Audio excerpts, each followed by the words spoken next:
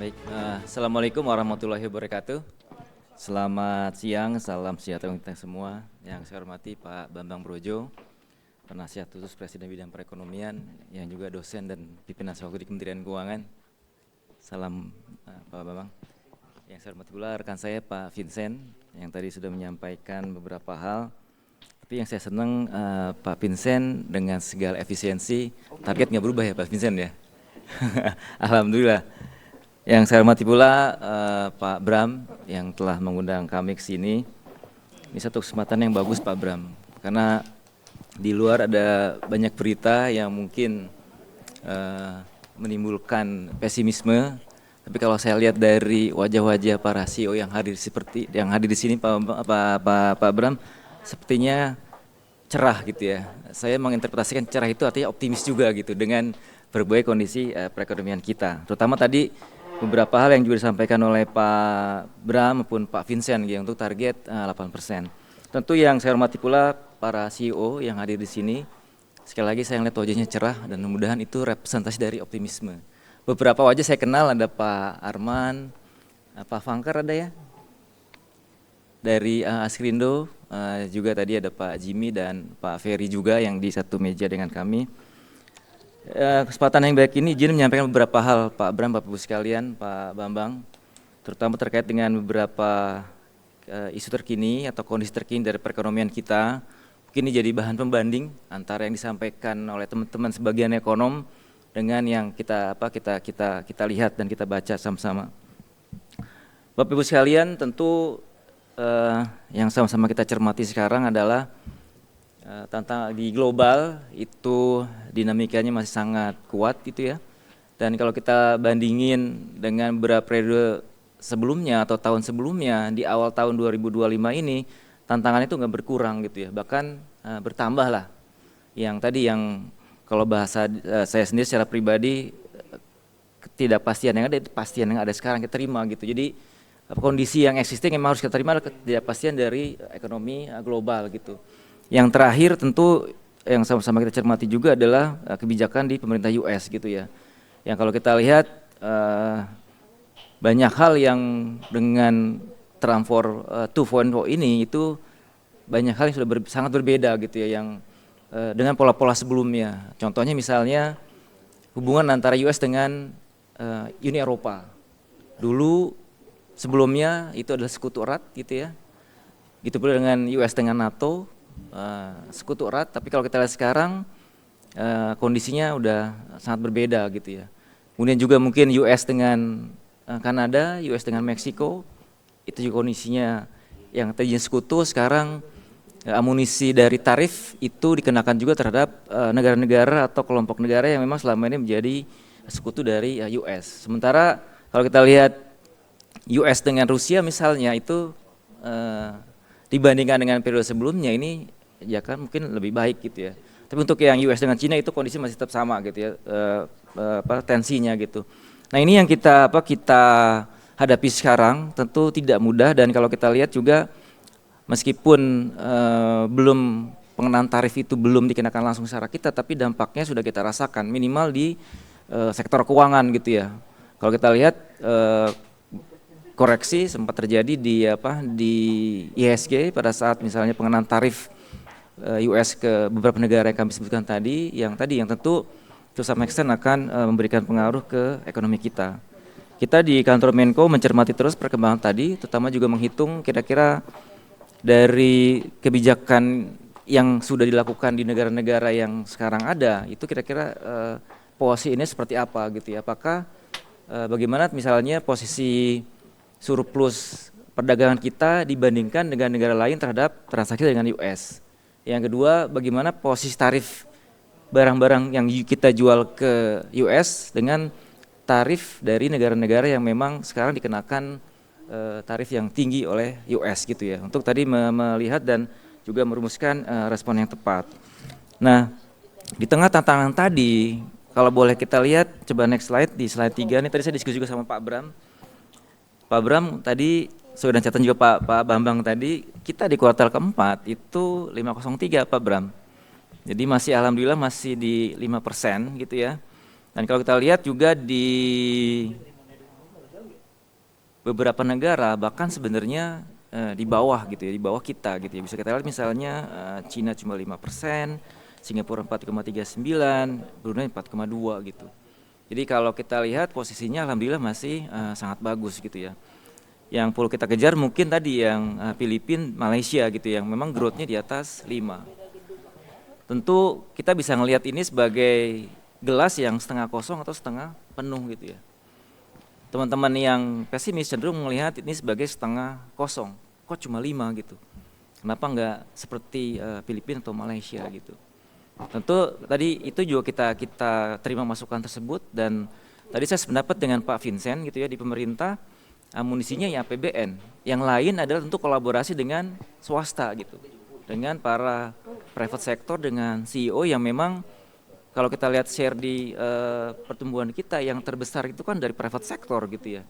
Sehingga tadi apa yang dilakukan oleh pemerintah kalau bersinergi dengan swasta, maka kita harapkan angka yang di atas 5 itu yang kita harapkan gitu ya. Karena sekali lagi tadi pemerintah sifatnya enabler, memberikan fasilitasi, tapi tadi yang di depan yang kemudian bergerak cepat, yang bisa bergerak cepat adalah private sector.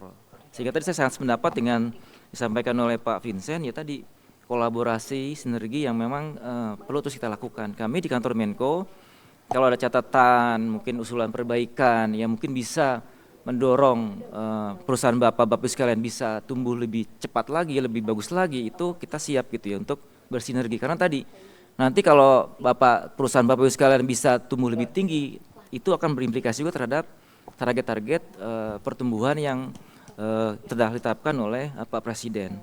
Nah, indikator kedua yang juga kita lihat adalah inflasi. Nah, terkait inflasi ini mungkin saya perlu betul-betul kita cermati gitu, jangan melihat angka-angka itu secara tanpa melihat angka detail gitu ya. Contoh misalnya inflasi kita yang sekarang gitu ya. Jadi kita di Februari inflasi kita tuh minus 0,1. Bagi teman-teman yang pesimis, ini kemudian langsung diterjemahkan letterlock sebagai penurunan daya beli gitu ya. Hal tersebut tentu kita perhatikan ya, concern dari ekonom atau sebagian dari pelaku usaha. Tapi untuk case inflasi kita perlu betul-betul melihat apakah memang karena daya beli atau ada kebijakan yang kita lakukan. Untuk bulan Januari Februari ini rendah, salah satunya karena apa? Karena tadi kita sebagai bagian dari paket kebijakan di kuartal 1 yang juga telah diumumkan Pak Presiden, itu kita menerapkan tarif diskon listrik 50%. Sehingga kalau Bapak-Ibu sekalian lihat kenapa inflasi umum kita itu minus, salah satu karena tadi komponen dari administered price di mana di situ ada komponen tarif listrik itu minus juga, minus 9. Ini kemudian yang menurunkan ke bawah angka inflasi kita. Nanti di Maret Bapak Ibu sekalian mesti cermati juga pada saat BPS merilis angka inflasi gitu ya. Kenapa? Karena tadi sebagian dampak dari kebijakan ini masih akan terasa. Untuk konsumen yang masuk kategori pasca bayar, BPS nanti masih akan mencatat penurunan harga tersebut di bulan Maret. Kemudian juga ada beberapa kebijakan lagi nanti yang kami secara detail yang kita akan terapkan di periode Maret sampai dengan April. Bagian dari upaya kita untuk tadi meningkatkan daya beli. Jadi mungkin itu yang terkait inflasi yang kalau kita lihat ini masih lebih baik gitu ya dibandingkan dengan beberapa negara yang lainnya, dan juga kalau kita lihat agak ke belakang ini juga memberikan ruang gerak bagi Bank Indonesia untuk menurunkan suku bunga gitu ya. Nanti kita lihat yang di periode bulan ini apakah itu masih akan dilakukan oleh Bank Indonesia gitu. Kemudian yang lain juga adalah tadi kalau kita lihat posisi relatif dari perekonomian kita menurut kategori PPP ini juga sebenarnya di 2024 itu posisinya cukup bagus gitu ya. Ini kalau kita lihat peringkatnya adalah peringkat ke-8. Pertama secara PPP ya, untuk size PDB kita menggunakan ukuran yang sama dengan negara-negara lain. Pertama itu ada Cina, US, India, Rusia, Jepang, Jerman, Brazil, ke-8 kita. Size-nya 4,7 triliun US dollar gitu ya. Ini kemudian mudah-mudahan juga menunjukkan bagaimana ketahanan ekonomi kita relatif dibandingkan juga dengan negara-negara lain. Yang mudah-mudahan jadi memberikan amunisi juga untuk Bapak Ibu sekalian untuk bisa tetap optimis di tengah berbagai tantangan yang ada, untuk bisa tetap optimis memandang ekonomi kita. Yang lain tentu di samping pertumbuhan kita juga peduli dengan kualitas dari pertumbuhan itu sendiri. Kita bisa lihat dari indikator tingkat kemiskinan, kemudian tingkat pengangguran maupun juga Gini rasio. Yang sekali lagi mudah-mudahan juga tadi menunjukkan komitmen pemerintah untuk tadi tidak hanya peduli terhadap tingginya pertumbuhan tapi juga kualitas seperti penyerapan tenaga kerja, kemiskinan gitu ya, serta indikator lainnya gitu. Kemudian yang terakhir kemarin itu juga harusnya bisa menjadi satu berita positif.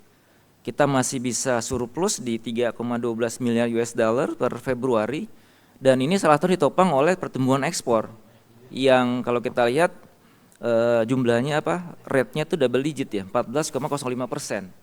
Di tengah berbagai tantangan global tadi dengan angka growth ekspor ini, sekali lagi kemudian ini berikan optimisme gitu bahwa ekonomi kita masih tumbuh loh. Ekonomi kita masih bisa juga punya daya saing, punya ketahanan gitu ya. Ini yang mudah-mudahan bisa tercermin dari angka ini. Indikator yang lain juga misalnya PMI, jadi setelah sempat mengalami periode kontraksi di periode Agustus, Oktober, di Februari juga masih naik di 53,6, ini yang tertinggi so far. Kemudian juga tadi indeks keyakinan konsumen juga masih di atas 126,4. Jadi mudah-mudahan dari sisi manufacture-nya, dari sisi supply-nya, dari sisi demand-nya, dari sisi masyarakatnya ini masih bisa kita lihat bahwa masih ada optimisme, masih ada keyakinan yang mungkin bisa kita dorong jadi modal kita untuk tumbuh di 2025. Nah, yang terakhir mungkin untuk dari sisi, karena kalau lihat dari catatan IHSG yang per hari ini, yang salah satu ditunggu kan catatan rating gitu ya. Nah, yang kalau kita lihat yang terbaru keluar itu kan Fitch ya, yang udah keluar di plus 11 Maret 2025. Di catatannya Fitch, ini saya kutip langsung gitu ya. Fitch Rating meyakini bahwa prospek pertumbuhan ekonomi Indonesia jangka menengah yang baik dan kemudian rasa utang pemerintah terhadap PDB yang rendah. Ini yang sekali lagi Fitch juga masih cukup confidence dengan ekonomi kita. Kemudian yang kedua, Fitch juga memperkirakan pertumbuhan ekonomi Indonesia di tahun 2025 terutama akan didukung oleh tadi konsumsi domestik yang kuat, termasuk belanja pemerintah untuk sosial terutama, kemudian investasi swasta yang diharapkan bisa terus tumbuh, termasuk hilirisasi yang berkelanjutan. Jadi mudah-mudahan ini juga memberikan dorongan optimisme untuk kita bisa confident dengan ekonomi kita ke depannya, terutama di jangka pendek di 2025, jangka menengah panjang. Next slide. Nah, tadi Pak Bram dan juga Pak Vincent menyampaikan beberapa hal terkait dengan target 8%. Jadi Pak Bram, kalau kita lihat secara historis, itu sebenarnya kita angka 8% itu bukan angka kosong gitu ya, karena kita pernah beberapa kali, 5 kali tumbuh 8%. Itu di catatan kami ada 68, 73, 77, 80, 95. Jadi kan kata orang guru yang pengalaman kan guru yang terbaik gitu. Jadi kalau misalnya melihat ini, harusnya kita tadi mempunyai keyakinan bahwa angka 8% ini bukan angka yang kosong gitu, yang tanpa ada evidence, tanpa ada underlying gitu. Tapi tentu memang perlu ada prasyarat gitu ya. Ada, kalau kita bilangnya ada key policy maupun key driver. Key policy-nya apa? Tadi deregulasi, kemudian sektor perdagangan maupun investasi jadi salah satu hal yang perlu kita perhatikan. Itu kenapa tadi kami sampaikan sinergi dengan Bapak Ibu sekalian itu penting, karena tadi key drivernya di sektor swasta, perdagangan maupun investasi. Kemudian yang lain tadi PMTB, kemudian konsumsi rumah tangga dan ekspor. Ini juga yang kita lakukan ke depan gitu ya, untuk tadi bisa mencapai target 8%. Kalau di dokumen perencanaan kita yang dirilis Januari itu target 8% itu kita harapkan bisa tercapai di 2029. Ini di dokumen RPJMN. Tentu milestone-nya perlu kita bangun dari 2025 gitu ya. Kalau di APBN itu sekitar 5,2, di dokumen RPJM sekitar 5,3, nanti kemudian secara bertahap paling tidak kita harapkan bisa tumbuh 1% tiap tahun. Ini mungkin yang tadi sama-sama Pak Vincent tadi kolaborasi dan sinergi dari Bapak Ibu sekalian itu yang ingin terus kita lakukan.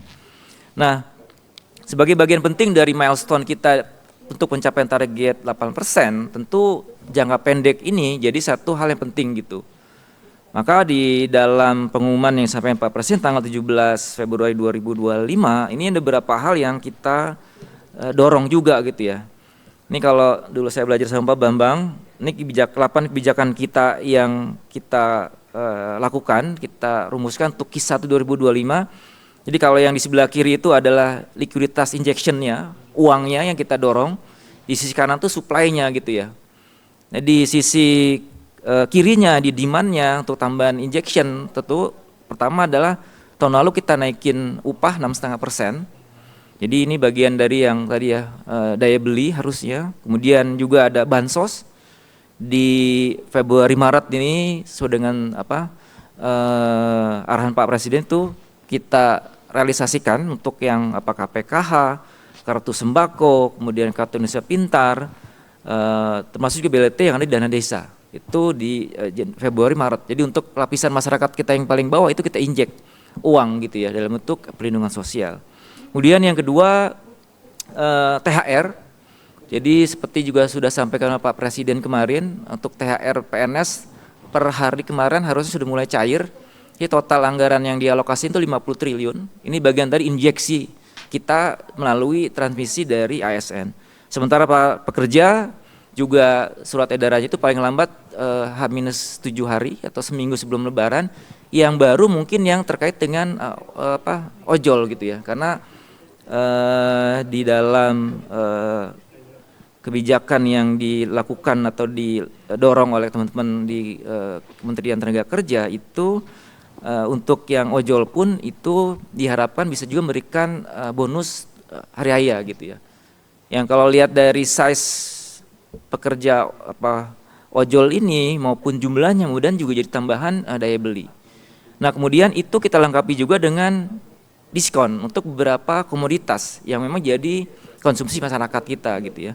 Pertama tadi diskon tiket pesawat ini kita lakukan di akhir Maret maupun di awal April. Jadi kalau teman-teman yang mengamati inflasi, ini nanti kita perlu cermati juga baca realisasi inflasi yang dicatat oleh BPS. Karena kalau normalnya di periode Lebaran biasanya ada kenaikan administrative price dari sisi tarif tiket gitu ya. Nah ini kita turunkan.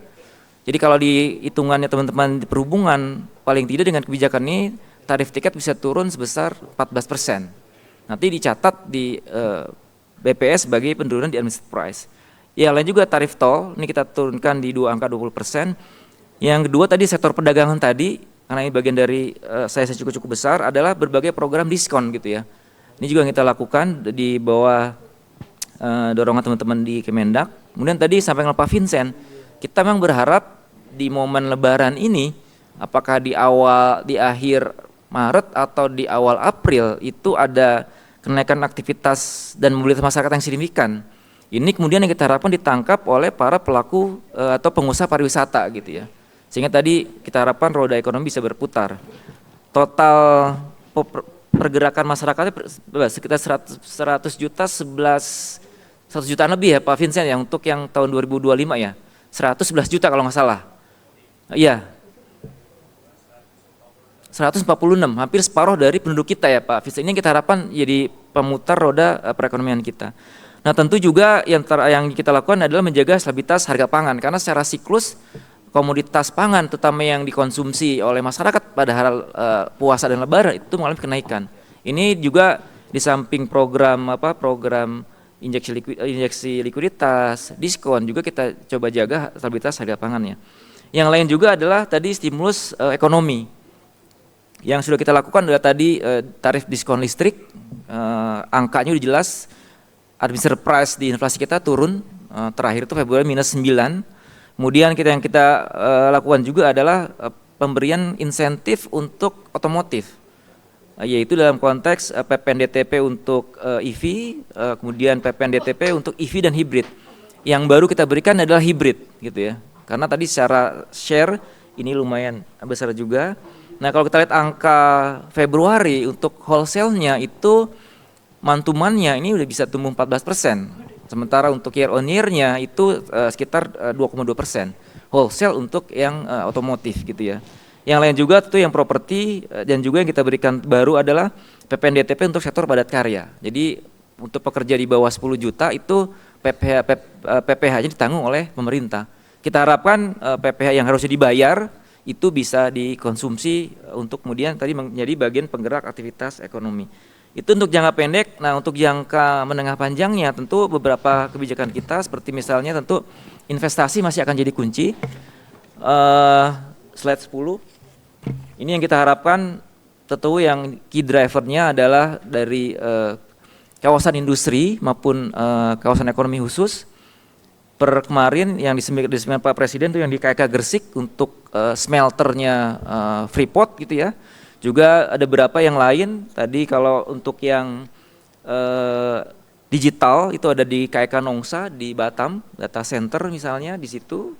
Kemudian juga di beberapa KK yang lain ya, ada KK Sanur untuk rumah sakit, di KK Weda Bay untuk pengembangan ekosistem di EV. Ini yang kita harapkan dalam jangka pendek dalam jangka menengah kita harapkan menjadi key driver untuk pertumbuhan ekonomi. Nah, yang lain juga yang di 12, slide 12, kita juga coba mengcombine industrialisasi via hilirisasi.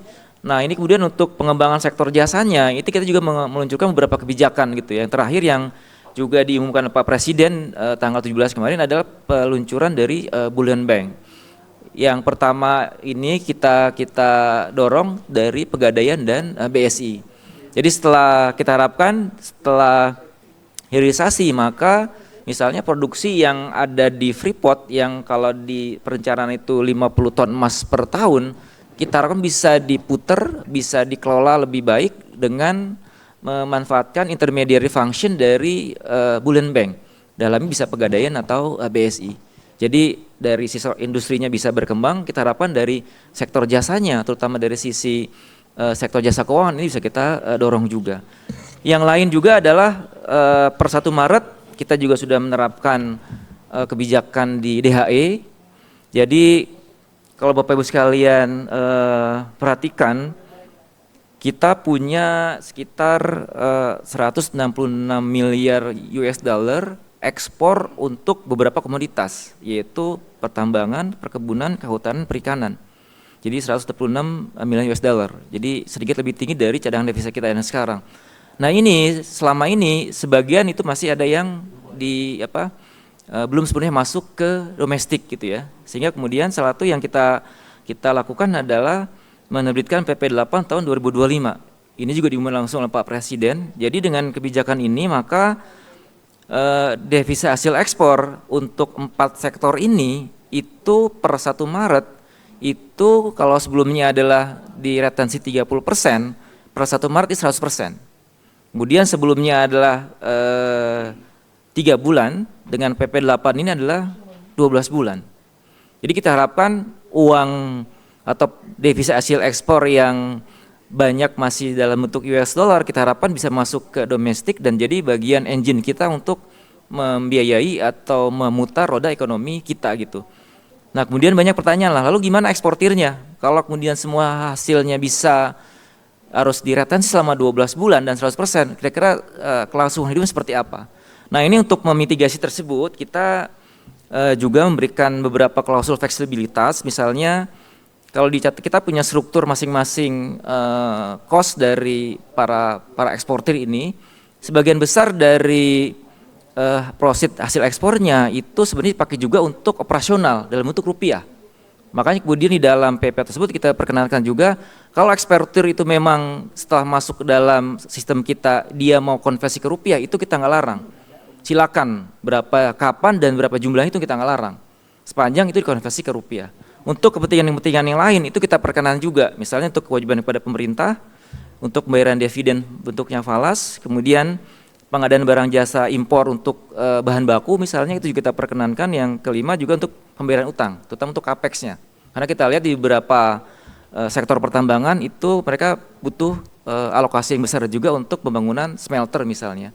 Itu yang kita harapkan bisa tadi di satu sisi meningkatkan ketahanan ekonomi kita, tapi di sisi lain tadi memberikan fleksibilitas sehingga kelangsungan hidup dari eksportir kita bisa tetap terjaga dan memberikan kontribusi terhadap ekonomi kita. Mungkin itu beberapa catatan dari beberapa hal yang mungkin berkembang di publik yang mungkin bisa jadi referensi juga untuk memberikan data pembanding dari yang di publik. Dan tadi harapan kami sinergi kemudian juga optimisme itu bisa tetap ada di Bapak Ibu sekalian sehingga tadi berbagai target pemerintah itu bisa tercapai karena pada akhirnya kalau itu tercapai maka kelangsungan maupun pengembangan usaha Bapak Ibu sekalian itu simultan akan tetap terjaga. Mungkin itu sekali lagi kurang lebihnya mohon maaf. Bila taufiq hidayah. Wassalamualaikum warahmatullahi wabarakatuh. Waalaikumsalam warahmatullahi wabarakatuh. Mohon izin Bapak untuk tetap di atas panggung untuk menerima kenang-kenangan. Ya, dan kami undang untuk CEO kita Bapak Bram S. Putro untuk memberikan kenang-kenangan. Dan untuk menyerahkan secara langsung kepada Deputi 1 Bidang Koordinasi Pengelolaan dan Pengembangan Usaha Badan Milik Usaha Negara, Kementerian Koordinator Bidang Perekonomian Republik Indonesia. Izin untuk foto terlebih dahulu. Kita akan abadikan kenang-kenangan yang diberikan oleh The Economics. Ya, setelah ini kita masih ada satu lagi keynote speech. Sebelum kita masuk ke sesi wording, di mana sesi yang sudah ditunggu-tunggu oleh Bro dan sis semua. Izin untuk foto dulu, boleh merapat ke tengah. Baik, kita hitung bersama-sama. 3, 2, 1, cekrek. Sekali lagi. 3, 2, 1.